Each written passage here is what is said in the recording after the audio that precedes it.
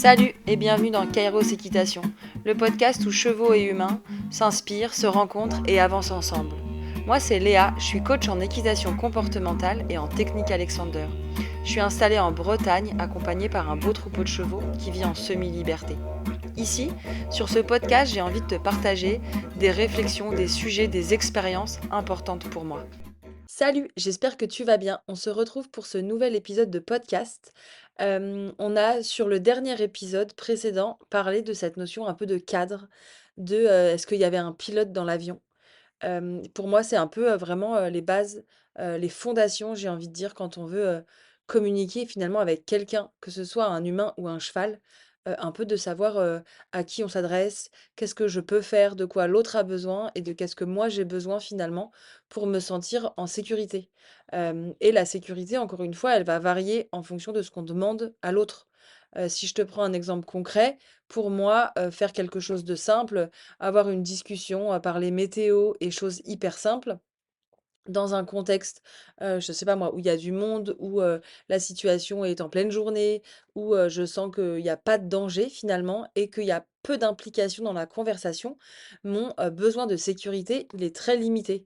Si par contre, on veut me demander, je sais pas moi, de, faire une grosse séance de sport, qui va me demander d'aller me chercher physiquement et mentalement et d'aller chercher des ressources, plus profondes, et ben, la personne qui va m'accompagner, je vais avoir besoin de savoir où elle va, pourquoi elle m'emmène là, comment, est-ce qu'elle me respecte, pour pas m'emmener dans une zone trop rouge, voilà, et sentir que je suis en sécurité, aussi bien physique qu'émotionnelle. Et je pense que avec les chevaux, c'est exactement pareil, en fonction de ce qu'on leur demande. Si c'est quelque chose qui est très simple, et qu'ils ont l'habitude de faire, qui sort pas de leur quotidien et que l'environnement est, sécurisant sans qu'on ait pas grand-chose à faire, et ben, finalement, le cadre qu'on pose est assez, simple et demande pas grand-chose. Et en fonction de ce qu'on va demander au cheval de faire, en fonction du sujet de conversation, si on veut quelque chose de très technique ou de sollicitant pour lui, tant au niveau de ses apprentissages ou de sa concentration ou physiquement parce que ça va le solliciter, et ben là, il va nous demander un cadre qui sera peut-être plus clair, plus précis, pour savoir, pareil, encore une fois, si on sait où on va, si on va savoir s'arrêter avant que ce soit trop dur, si on valide quand c'est bien, et ainsi de suite. Et pour moi, ça, c'est vraiment la base, ce cadre qui est en vrai le même, mais le cheval va pouvoir poser plus ou moins de questions si le sujet est compliqué, si l'environnement extérieur fait peur naturellement. Forcément, le cheval, il va venir poser plus de questions. Est-ce que tu es sûr? Bah là, comme ça tire un peu. Est-ce que c'est bien? Et comment nous, on répond à toutes ces questions-là? Pour moi, le cadre, c'est vraiment un peu dire, ça c'est chez moi, ça c'est chez toi. Je te pose une question, tu me réponds et moi je vois comment le cheval répond. Est-ce qu'il répond, de manière, légère, détendue, et avec envie, j'ai envie de dire? Ou est-ce que déjà là, il répond avec des tensions, aussi bien physiques que émotionnelles, que parce qu'il est, emmené par l'environnement extérieur et j'ai pas son attention? Tout ça me donne des informations sur là où en est mon cheval et ce que je vais pouvoir, faire avec lui finalement. Si mon cheval, il est déjà tendu, je vais pas aller sur un sujet très compliqué parce qu'il est pas disponible. Pour moi, ça, c'est vraiment cette notion de cadre qui est autant la sécurité pour le cheval que pour moi et qui pose ce cadre-là. Et le cadre, encore une fois, comme je l'ai déjà dit, c'est pas quelque chose de rigide. Pour moi, poser un cadre, c'est mettre de la conscience sur là où on va, là où on en est. Est-ce que je sors du cadre aussi? Et c'est important de pouvoir sortir du cadre, mais c'est savoir qu'on en sort avec conscience et sens. Voilà, l'idée, c'est pas de refaire un redit de cet épisode, mais de reposer un peu les fondations. Et pour moi, une fois que on parle finalement un langage un peu commun, que, on est, dans la même, disponibilité avec le cheval, qu'on sent que le cheval, il est curieux, et que, voilà, il est disponible à être avec nous. Pour moi, ça permet un truc essentiel, incroyable, qui est le mouvement. Quand je dis le mouvement, c'est pas en faire plus, c'est pas aller plus vite, c'est pas, ouais, faire, des grandes choses ou ouais, ou aller vite, je j'ai pas d'autres idées là tout de suite. C'est en réalité pour moi quelque chose qui s'organise, qui se libère et le mouvement, il peut être de plein de formes différents. Heu, mais c'est vraiment quelque chose, ouais, de structuré, qui peut être, pas forcément stable, mais on sent que ça circule. C'est un peu ça que j'ai envie de dire, que ça circule et qu'il y a un ping-pong autant entre, le cheval et moi ou l'autre humain avec lequel on discute, mais autant dans le cheval en lui-même et autant chez moi, dans ma structure à moi, il y a des choses qui sont en mouvement, qui sont fluides. Même si c'est pas, tout le temps stable, au moins il se passe quelque chose et c'est moins saccadé qu'avant, quand on, pose le cadre. Je rappelle au cheval qu'on marche pas sur mes pieds, par exemple, que, je sais pas moi, on s'arrête droit.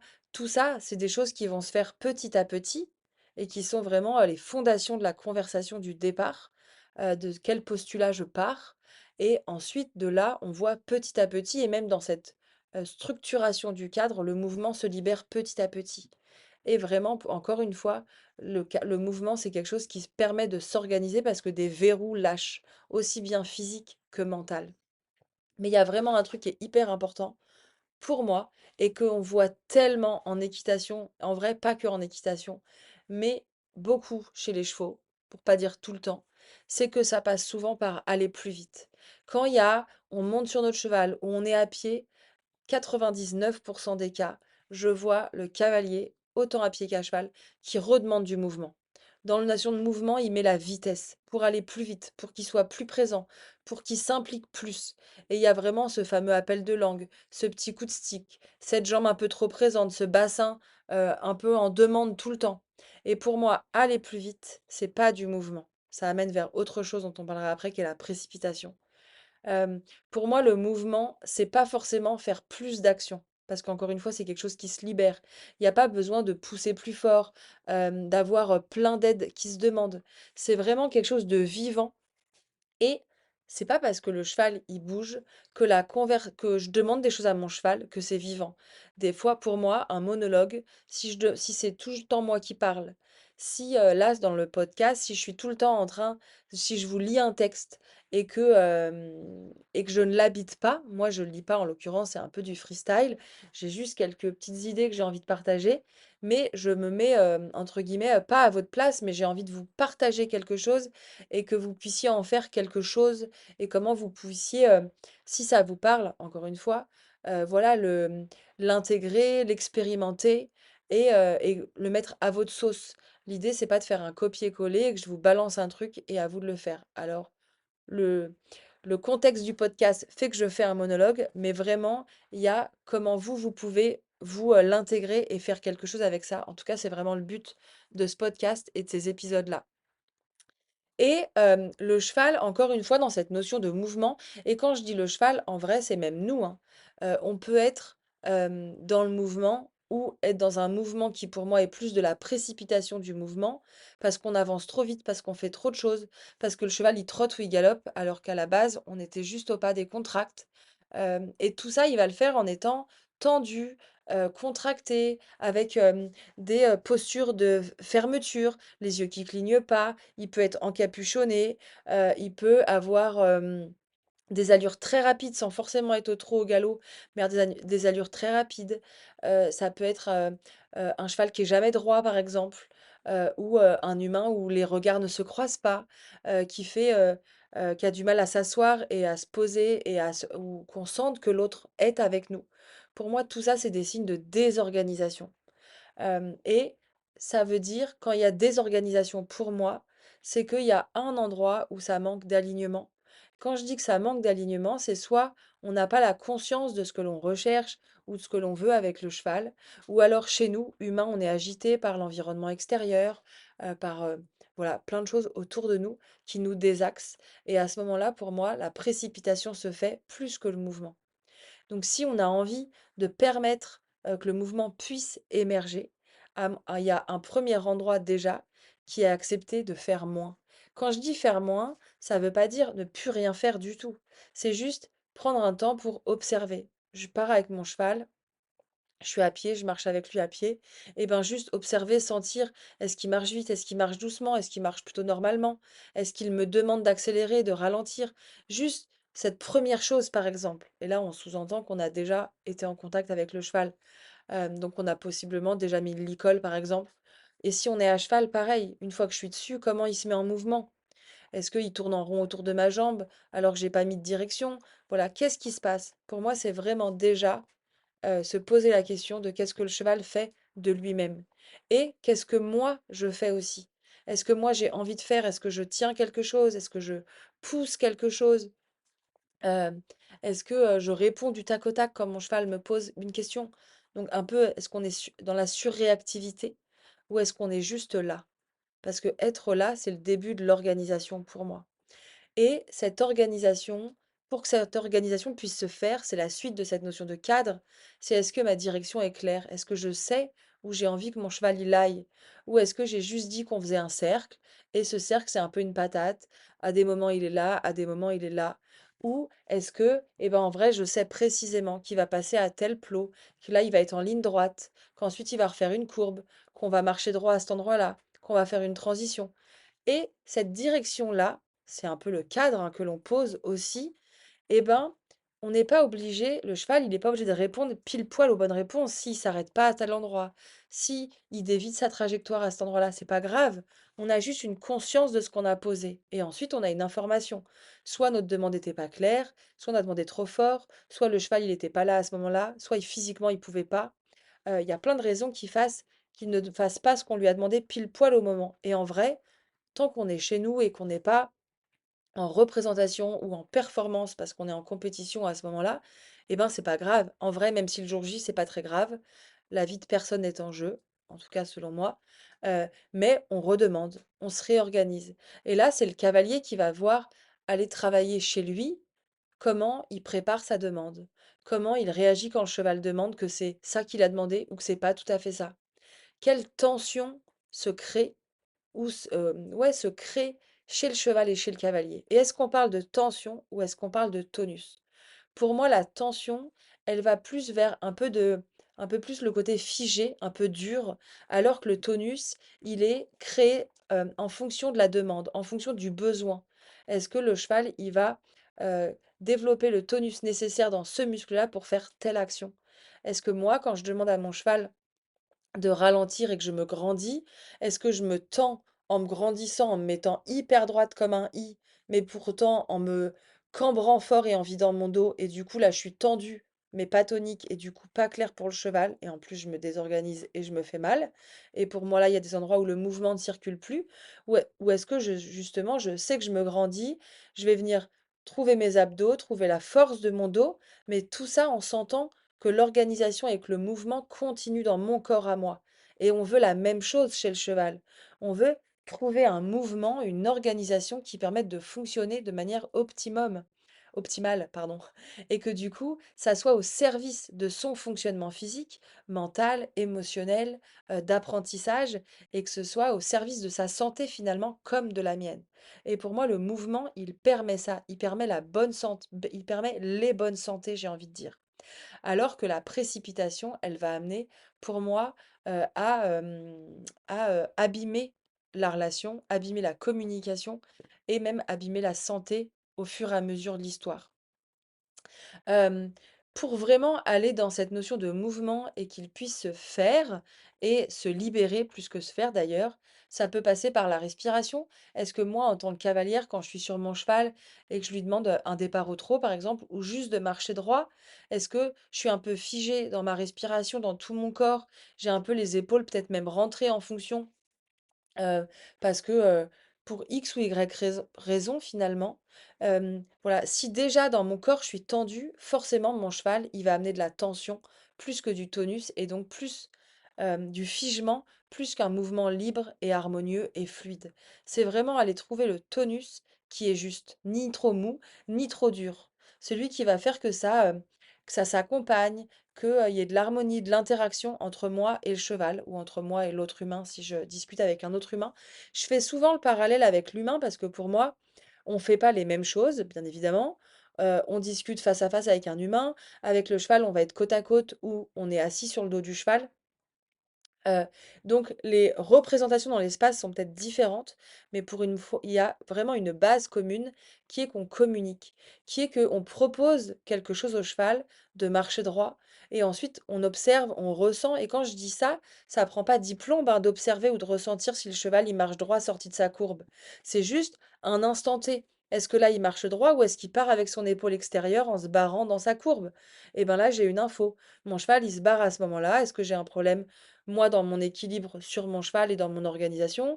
Est-ce que lui, il a un petit postérieur qui est un peu plus fragile, un déséquilibre, quelque chose? En tout cas, c'est une info. Comment je réponds à sa question? Pour moi, une épaule, par exemple, si je garde cet exemple-là, une épaule qui se barre en sortie de courbe à l'extérieur, c'est une information.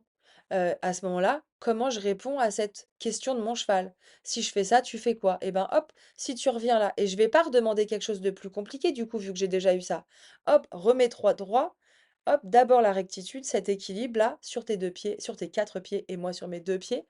Le garrot au milieu, le dos qui peut s'organiser et de là, après, on pourra demander quelque chose de plus complexe, hem, une incurvation, une transition montante, ou descendante, peu importe, mais d'abord la rectitude. Pour moi, la rectitude, c'est ce qui permet le mouvement. En technique Alexander, on parle de la relation tête-cou-dos, on est nous debout, mais le cheval, en vrai, c'est pareil.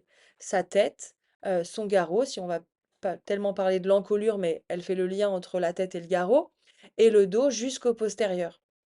Et nous, c'est un peu pareil. Si nous, déjà, quand on marche, on est tout penché à gauche, et je le fais en même temps, et ben si là, on me dit, bah, tourne à droite alors que je suis penché à gauche, ça va être hyper difficile. Je vais forcément le faire, soit en me cassant un peu la gueule, soit en forçant d'un côté, pour compenser de l'autre. Le cheval, c'est pareil.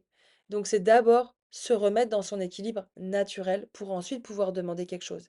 Et là, le mouvement peut se faire. Et là, on va sentir que ça circule. Et ça change tellement tout. Quand le mouvement, il devient vivant, ça se tend, ça se détend, ça s'organise. C'est ni figé ni tout mou. Il y a vraiment un juste milieu entre les deux. Et ça, c'est vraiment notre rôle à nous de cavalier, pour moi, qu'on soit encore une fois autant sur le cheval que autant au sol, de trouver cette fluidité-là, de permettre ce mouvement-là. Et encore une fois, ça ne passe surtout pas par aller plus vite. Pas du tout, c'est comme si moi je suis encore une fois complètement tordue à gauche et là qu'on me dit: «Bah tiens, va un peu plus vite, ça va t'aider à te redresser». Pas du tout. En vrai, si je suis tordue à gauche et qu'on me dit: «Bah tiens, mets-toi à droite», je vais pas me redresser, je vais aller me tordre à droite pour compenser. Donc comme un cheval qui est un peu qui est un peu tordu à gauche, par exemple, s'il a une inflexion à gauche, donc il met plus facilement la tête à gauche et naturellement il s'oriente comme ça, on va pas lui dire mets-toi à droite pour te remettre à gauche. D'abord, cherchons la rectitude. C'est vraiment, et ensuite on va faire un peu à droite, un peu au milieu, un peu à gauche et au fur et à mesure. Mais le mouvement va se libérer vers l'avant et tranquillement, parce que pour passer d'une attitude habituelle pour le cheval et même pour l'humain, si on le fait par plus vite, on se rajoute de la complexité. Si on ralentit, ça laisse le temps de s'organiser. Mais ça demande, c'est sûr, d'accepter que ce soit un peu décousu au début, que ça parte un peu par-ci ou un peu par-là, mais ça nous laisse le temps de nous organiser, de faire confiance, autant à nous qu'à notre cheval. Et je pense que là, on vient développer des compétences à notre cheval, autant structurelles et de mouvement dans son organisation physique, mais aussi mentale et émotionnelle, de lui laisser le temps de s'organiser, de pouvoir valider. Parce que ça, c'est hyper important dans cette notion-là, quand on lâche les rigidités, les tensions, c'est qu'il y a plein de moments où on peut dire des oui. Et plus on dit de oui, plus on favorise la relation, plus on consolide aussi la communication et on va vers une équitation qui est tellement plus agréable pour tout le monde. Mais ça, c'est clair. Et le rôle du cavalier, c'est vraiment d'être à l'écoute de ça, à l'écoute de ses propres, fonctionnements à lui. Un cavalier qui est impatient, forcément, il va aller dans la précipitation parce qu'on va hyper vite. Moi, je peux être une cavalière impatiente et exigeante, enfin une humaine impatiente et exigeante. Et un de mes jobs, de mes challenges, mais j'ai envie de dire au quotidien, et c'est aussi pour ça que j'adore partager tout ça avec mes élèves, c'est que ça me demande de venir me connecter à moi et d'aller chercher du calme dans mon impatience. Parce que l'impatience, c'est aussi une qualité comme l'exigence.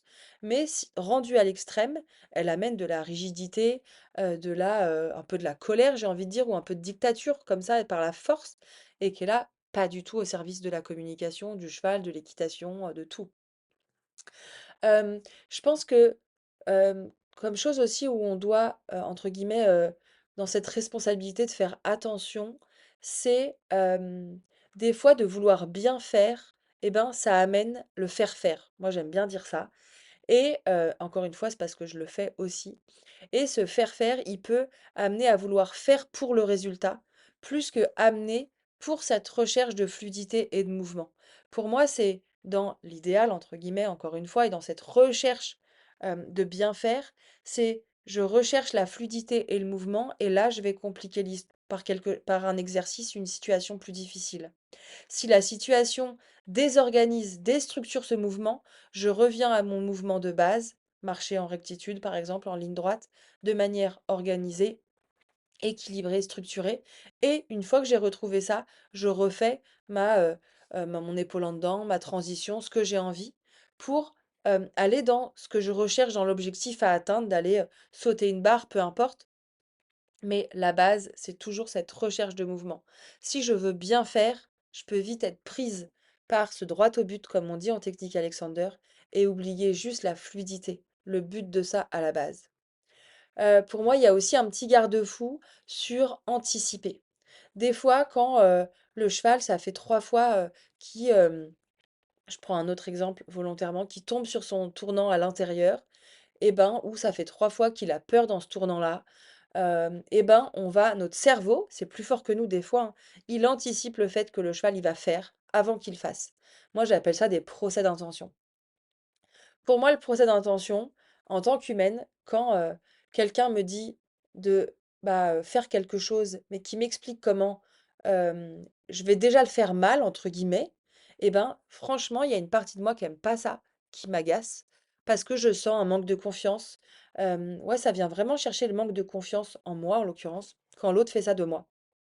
Donc, c'est comment je peux développer la confiance chez mon cheval et ne pas anticiper. M'organiser en me disant: «Bah, mon cheval, ça fait, 3 fois qu'il tombe dans mon tournant antérieur et ben, comment moi, je peux penser à ma verticalité, à mes mains qui vont dans ce sens-là si je suis à cheval, mes jambes qui sont présentes, ni plus ni moins, mais elles sont là» et du coup, je vais être organisée pour intervenir, juste nécessaire quand il y aura besoin. Du coup, je vais pas perdre de temps pour me détendre, enfin me détendu. Si j'étais tendue dans vouloir anticiper et ben, je vais pas devoir fermer, ouvrir une porte. Je sais pas si c'est très clair ce que je raconte, mais arrêter de faire quelque chose pour répondre. Parce que quand on est tendu, c'est bien ça, hein. Pour que le corps il puisse fonctionner, il faut que d'abord le muscle il se détende pour se réactiver. Donc si je suis déjà dans une demande avant même qu'il se passe quelque chose, je en fais déjà trop et je développe une demande chez mon cheval qu'il n'a pas compris parce que pour lui, elle a toujours pas lieu d'être. Et ça peut amener la réaction. Ça veut dire, faire une réponse qui est, un peu, pas à la hauteur de la demande de mon cheval.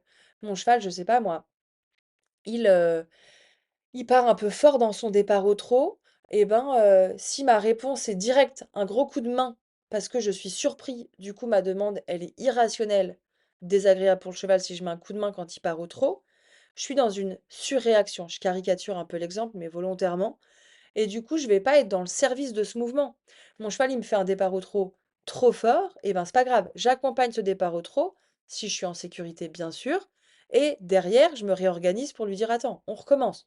On repasse au pas et on retravaille ce demande. Et comment moi, je peux demander de manière peut-être plus précise, plus fine, plus délicate, que mon cheval, il me fasse une demande plus homogène par rapport à, plus logique ou plus organisée par rapport à ce que j'ai demandé. J'espère que c'est clair ce que je te raconte. Moi, je suis à fond dedans, vraiment. Cette notion de mouvement, je trouve ça hyper passionnant parce que c'est autant quelque chose qu'on observe chez le cheval ou chez l'humain, quand on a les lunettes, encore une fois, hein. Quand on a les bonnes lunettes, et là je pique l'image à Morgane de l'équitation collaborative, qui vraiment parle de ces lunettes quand on ne voit pas, on ne peut pas savoir. Et c'est tellement hyper riche quand on a ces lunettes. Et ces lunettes, et même j'ai envie de dire cette combinaison qui permet de tout sentir avec tous ces capteurs. Des fois, moi, je vois des choses chez l'humain, je vois des choses chez le cheval avec ces fameuses lunettes que j'ai acquis avec l'expérience et avec mes formations, mais il y a aussi toute une sphère sensorielle où je ressens le mouvement chez le cheval, chez le cavalier, autant quand je suis dessus en tant que cavalière, mais autant aussi en tant qu'accompagnante, enseignante avec mes élèves, je sens quand il y a un truc dans l'énergie, alors sans partir dans un truc ésotérique, c'est pas l'idée, mais on sent tous quand avec un humain, l'énergie, la relation entre nous, elle est fluide, ou quand on sent, on dit, ah, je sais pas pourquoi, mais il y a un truc, je le sens pas. Et ben là, c'est un peu pareil. Des fois, on sait pas trop d'où, on sait pas quoi. Moi, mon job, c'est de savoir d'où. Et vraiment, des fois, je ressens avant de voir. Et ça, c'est hyper important et je trouve que c'est là où c'est assez fou de pouvoir avoir ces capteurs où le mouvement, il a une sensation. Et on ne peut sentir ça que quand on est disponible. Quand on est disponible pour demander au cheval et attendre une réponse de lui. Pour affiner la demande ou affiner la réponse s'il y a besoin en fonction de ce qu'il me donne, de pouvoir dire un grand oui, de pouvoir respirer quand j'ai une réponse. Quand je dis une réponse et que je dis oui, respirer, valider, c'est pas forcément que c'est la bonne, c'est que c'est déjà une réponse. Il y a déjà une compréhension, une communication. Si on sent que on est dans une conversation et que le cheval, il ne comprend pas ce qu'on veut, on réexplique différemment, autrement. On observe, est-ce que la situation, est-ce que tout le monde est disponible pour comprendre? Parce que pour comprendre, il faut être disponible aussi. Est-ce que je suis organisée dans mes demandes, ou est-ce que je suis en train de m'agiter? Si je suis dans l'agitation, forcément mon cheval, je vais ramener de la précipitation et pas du tout du mouvement, pas du tout de l'organisation. Hem, Clairement comme je l'ai dit, sur un départ au galop par exemple, ou pour aller, sauter un obstacle, si déjà je suis dans la tension, si je veux aller sauter un obstacle et que je sens que mon cheval, il va dans sa rectitude, il est droit face à mon autre cheval. J'ai un croisillon par exemple. Le croisillon, il est assez cool parce qu'il balise vraiment le milieu de l'obstacle. Mon cheval, je sens que la rectitude est bonne, mais moi par exemple, eh ben, j'ai mes épaules un peu trop en arrière, par exemple. Et ben là, par exemple, on n'est plus dans le mouvement. Parce que le cheval, on lui demande d'aller vers l'avant. Je prends un exemple un peu gros, encore une fois, pour imager. Mais le mouvement du cheval qui va sauter, qu'il soit au trot, au galop, même au pas en vrai, qui va vers l'avant, le mouvement va vers l'avant. Même si le mouvement, il est multidirectionnel, forcément, mais on va vers l'avant pour avancer, eh ben, il y a quelque chose qui va vers l'avant. Et est-ce que moi j'accompagne? Si j'ai quelque chose dans mon corps où je suis assise un peu en arrière sur mes ischions, que j'ai un peu la jambe en avant par exemple, eh ben mon corps, le haut de mon corps, indique d'aller vers l'arrière. C'est intéressant d'aller vers l'arrière quand on va vers l'avant, pour pas se jeter vers l'avant. Mais si je serre le frein alors que je dis à mon cheval d'avancer, il y a quelque chose où je viens bloquer. Donc là, je viens limiter le mouvement. Si au contraire, mon cheval, il va sauter, ce fameux croisillon, et que là, sortie de tournant, je lui redemande d'avancer, et que dans les foulées, je remets des jambes de peur qu'il s'arrête, par exemple, ou de peur qu'il refasse un petit pied, et ben là, je vais précipiter. Et je peux faire un effet de précipiter où je vais mettre le poids sur les épaules de mon cheval, alors que pour sauter, il a besoin de l'élever. Donc là, c'est deux extrêmes. On pourrait prendre plein d'exemples, hein. Si tu as des idées ou des complexités avec ton cheval, viens me les dire en message privé ou par mail et on en parle avec grand plaisir de voilà à quel endroit peut-être il y a un grain de sable qui vient bloquer. Soit c'est ton cheval par une manque de compréhension, ou chez toi dans ton corps, dans ton fonctionnement, avec grand plaisir pour en parler. Parce que ce mouvement, c'est vraiment la clé de l'harmonie, de la fluidité, de vraiment se sentir ouais, que son cheval, il fonctionne sous nos fesses, de sentir qu'on est, avec lui et pas contre lui. Et ça, c'est vraiment, hyper important, pour moi d'être avec l'autre. Et c'est là où l'équitation, elle prend du sens. C'est quand on se fait plaisir nous, quand on, développe des compétences chez nous en tant qu'humain, parce que tout ce que je viens de dire là, pour moi, c'est aussi un gros job de développement personnel heu, qui sera, la suite sur le podcast. J'ai vraiment envie d'aborder ces sujets-là de développement personnel, parce que pour moi, l'équitation, c'est aussi ça. C'est développer des compétences techniques équestres et développer des compétences techniques personnelles. Quand je dis technique personnelle, c'est vraiment, se développer personnellement, développer sa confiance, développer sa patience, développer, sa, valorisation, développer son laisser-faire, développer, sa précision. Voilà, tout ça pour moi, c'est vraiment, des compétences d'humain qui sont au service de la technique équestre. Et c'est vraiment là où le mouvement, cette notion de mouvement, c'est de manière, hyper, ça va dans tous les sens. Le mouvement, il est autant, dans la relation? Comment ça circule entre mon cheval et moi? Est-ce que c'est fluide ou est-ce que, dès que je lui demande de tourner à gauche, par exemple, et ben d'un coup, il part à gauche, il précipite, il surréagit à mes demandes? Ou est-ce que au contraire c'est fluide? Ou est-ce que au contraire il a pas envie d'y aller? Est-ce que, le mouvement, il se fait dans mon corps à moi en tant que cavalière, par exemple? Ou est-ce que je sens que mon corps, il fonctionne? Est-ce que je sens, même les éléments autour de moi, hem, les sensa est-ce que j'ai des sensations? Soit par, la météo, le froid, le chaud? Est-ce que je sens mon corps qui, accompagne mon cheval? Est-ce que je sens, le dos de mon cheval sous mes fesses? Est-ce que je sens le contact dans mes mains? Ou est-ce qu'au contraire, je sens que je tiens, que je bloque, que je ralentis, que je pousse pour que ça avance? Hem Et il y a aussi le mouvement du cheval. Est-ce que je sens que mon cheval, il a envie d'aller vers l'avant? Est-ce que je sens que quand il tourne, il s'organise, il prend le temps de poser ses pieds au sol? Ou est-ce qu'il court après son bout du nez et il se jette dans ses épaules parce qu'il se jette vers l'avant, par exemple? Ou est-ce qu'il traîne les postérieurs parce il y a quelque chose qui bloque son mouvement vers l'avant? Hem, Tout ça pour moi, c'est vraiment une notion de globalité. Le mouvement, c'est pas juste, est-ce qu'il avance, est-ce qu'il avance pas? Et encore une fois, au contraire, quand on va trop vite, et quand on est trop derrière, il y a pas de notion de mouvement, en vrai. Il y a une notion de déplacement peut-être, de précipitation si ça va trop vite. Mais le mouvement, c'est vraiment fluide. Et pour peut-être faire un petit, récap, la différence avec la précipitation ou le déplacement autre, c'est si on force, ça amène forcément de la crispation et de la tension. Si le cheval il fuit ou que moi je fuis la bouche de mon cheval ou que je fuis le mouvement qu'il me propose, eh ben ça va pas développer la confiance et la communication entre les deux. Heu, Alors que quand il y a quelque chose qui s'organise et il y a une espèce de d'union qui se fait là-dedans, dans je propose quelque chose à mon cheval et il rentre dans cet espace-là. Et ben, là, il y a quelque chose qui circule et qui permet la création, encore une fois, de ce mouvement et de cette équitation qui a du sens. Hem, voilà ce que j'ai envie de te partager. Il y a vraiment quelque chose où le mouvement, ça se fabrique pas. C'est vraiment la conséquence de quelque chose et c'est pas quelque chose qui est figé. Le but, c'est pas d'avoir tout le temps ça, parce que si on est dans cette recherche que ça dure, alors il y a tension, selon moi, encore une fois. C'est vraiment quelque chose qui est, fluide et dans le mouvement. En fait, le mouvement, c'est du mouvement et il y a une phrase que j'aime bien dire, c'est qu'on est en mouvement avec les chevaux. Il y a le cheval qui est en mouvement, il y a moi qui suis en mouvement et le cheval aussi. Et pour donner un exemple concret, le mouvement, c'est pas juste avancer. Un arrêt se fait dans le mouvement. Comment mon cheval s'arrête, comment mon cheval est arrêté et comment mon cheval va repartir. Même à l'arrêt, si mon cheval il s'arrête en s'organisant, en montant son dos, en venant rebasculer son poids vers l'arrière, d'une part, il est prêt à repartir.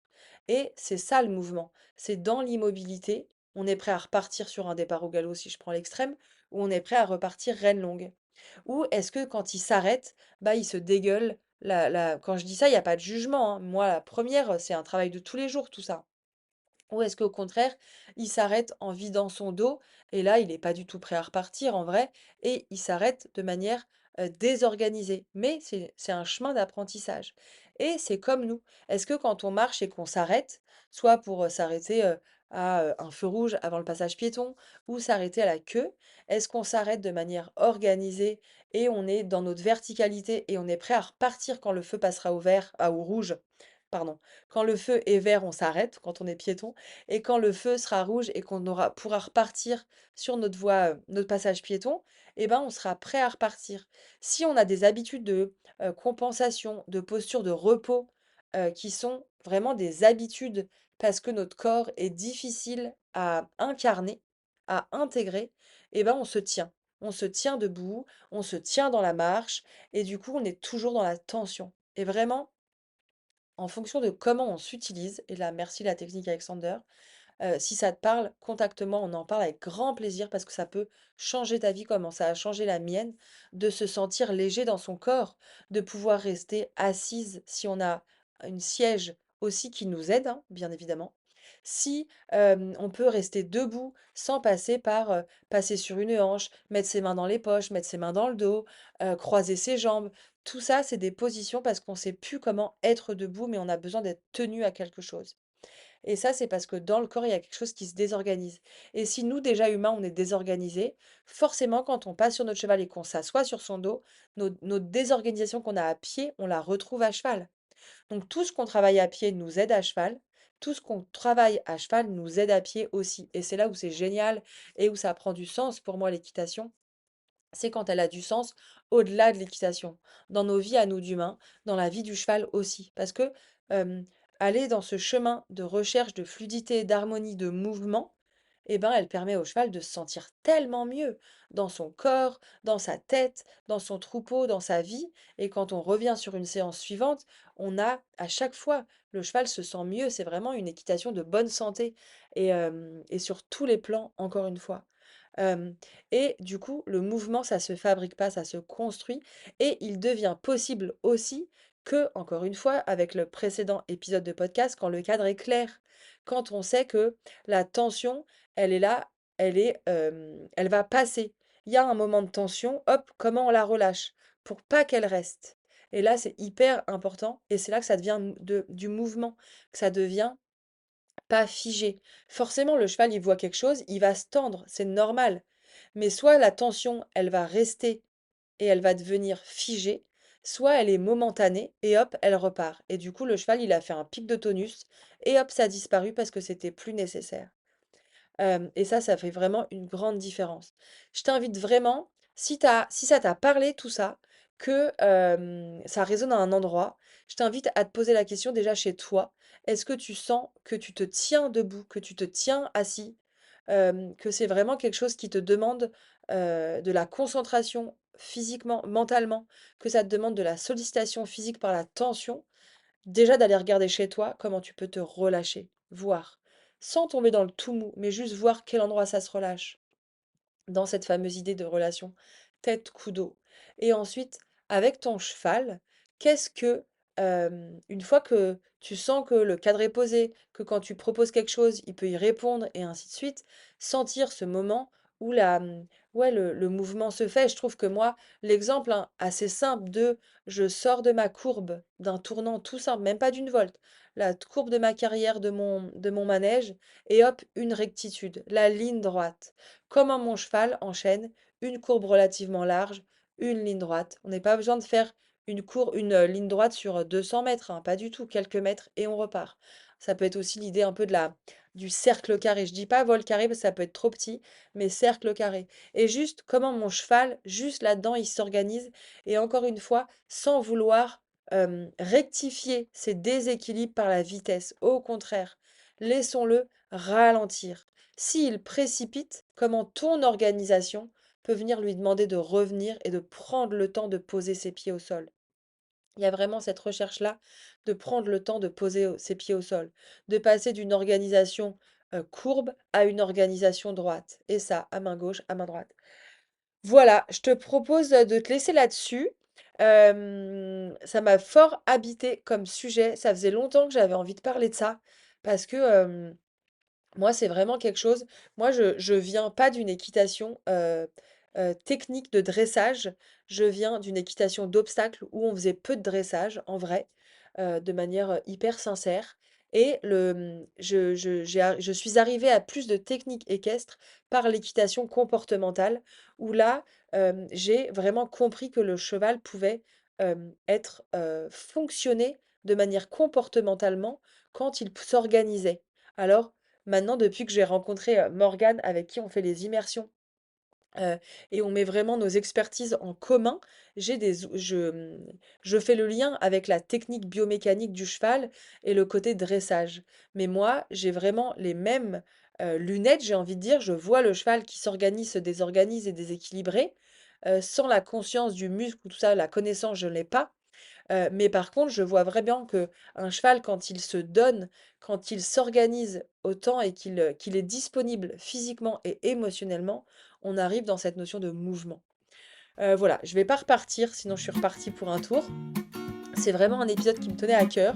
J'espère que ça t'a parlé. Je serais vraiment hyper curieuse et ça me ferait vraiment du bien et plaisir si tu avais envie de revenir vers moi et de me dire comment ça a résonné pour toi, cet épisode-là. Je te dis à très bientôt pour un nouvel épisode. Salut!